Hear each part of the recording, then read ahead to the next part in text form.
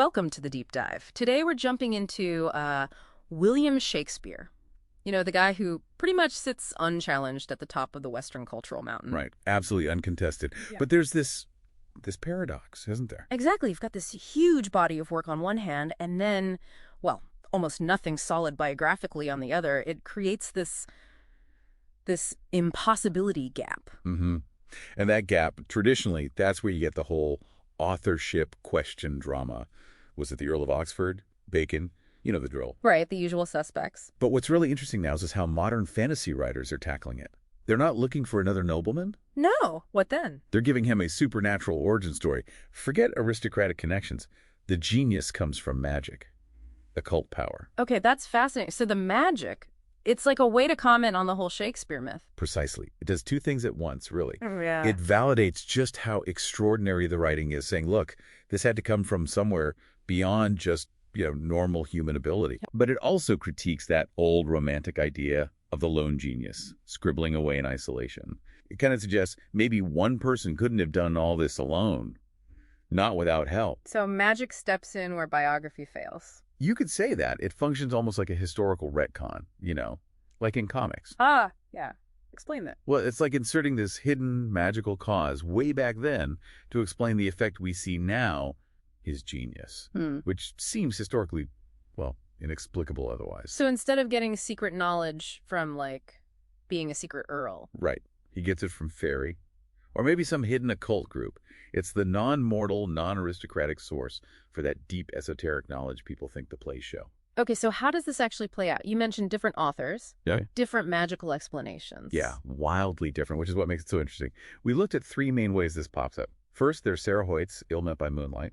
Her model is very reactive. Reactive, how Yeah. so? In her version, Shakespeare doesn't seek out magic. He kind of stumbles into the fairy realm because his wife and kid get kidnapped by fairies. Whoa, okay. Domestic drama meets high fantasy. Exactly. So his genius isn't this abstract thing. It's forged in, trauma and desperation. He has to figure things out to save his family.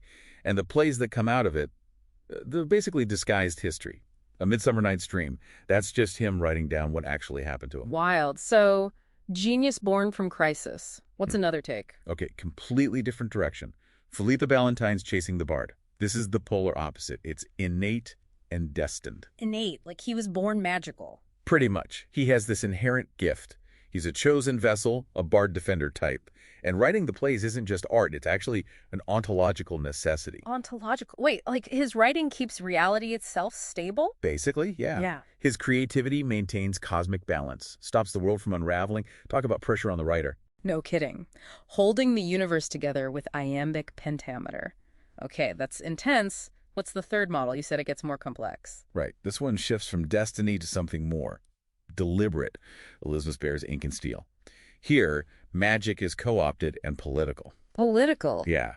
Magic isn't innate. It's a learned technology. A kind of ritual spellcraft used by a secret society, the Prometheus Club, for state purposes.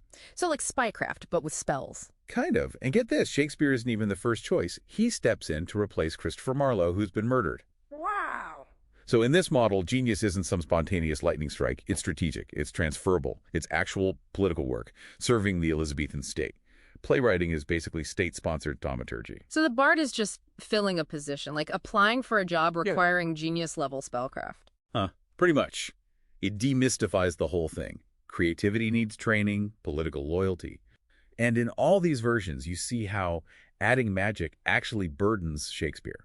He's not just writing plays, he's defending reality or serving the queen or rescuing his family. He becomes a much more grounded, complicated character than the abstract bard icon. Right. It makes him active, gives him stakes. Exactly. And ultimately, what these novels are doing culturally is really interesting. It's a kind of reauthorization. How do you mean? By weaving Shakespeare into this magical history. Fairy, spirits, wizards.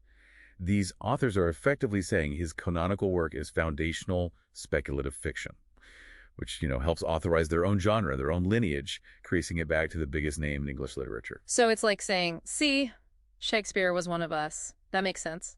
Okay, final thought then, something for you listening to chew on. Go for it. It's noticeable that these authors reclaiming Shakespeare for fantasy, making him magical, they're often women. And think about the powerful female figures in these stories. You've got goddesses like Siv, Queen Mab, even a very politically savvy Anne Hathaway in Bear's work. They often control or enable Shakespeare's magic. Good point. So the question is, what does that tell us? This recasting of the ultimate literary patriarch through a magical lens, often guided by female power, what might that suggest about how literary authority itself is being redefined or maybe renegotiated today?